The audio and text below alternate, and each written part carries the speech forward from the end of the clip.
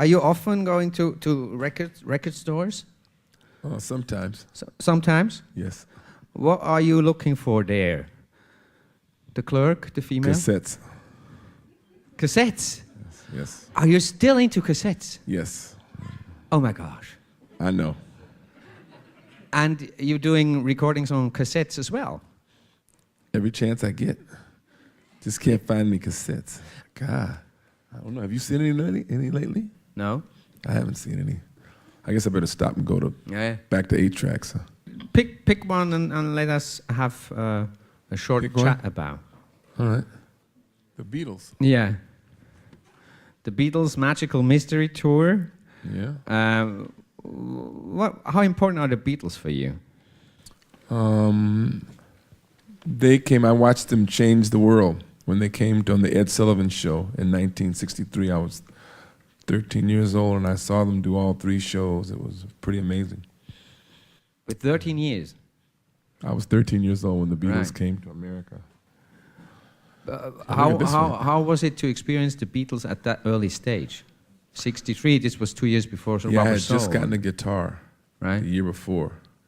Yeah, and it was strange because they came and they had what we called really long hair, but they didn't have long hair. They just, big deal.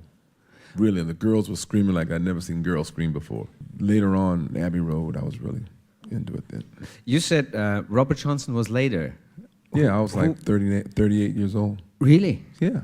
I was that late. Was that late? Who showed you Robert Johnson? A guy named Nate Larson. He said, "Hey man, listen to this." And he put on Big Bill Brunsey. It was like, whoa, what's that? That's what I need. Then he put on Robert Johnson.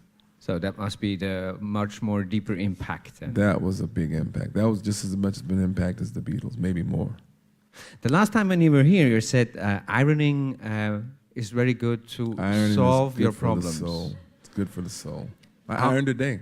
I ironed this. You ironed this today? Just today, and I ironed these pants just a little bit, not much. Really? Just a little. And ironing is an art. It's, you don't just iron something flat, like, you know, so it's perfect. And you just get the major wrinkles out because you got to have. It's not like the back in the '60s. We had to have real creases and everything, but now you don't want creases. You don't want to be ironed too much. With steam. Steam. Yeah. And you put some perfume in it, or is that no perfume? Too. I mean, it's a really nice work. It's ironing. I like to wash dishes as well too. Gardening, washing dishes, and laundry. You know why? Because when I was a kid, and I had 3 sisters, and my mother, I was raised by a single mother, my mother, and 3 sisters, and I was the only man in the house. Well, I was a boy, but I thought I was a man, and that was my only chance to get privacy. After they all went to bed, my mother said, "You get in there and wash those dishes."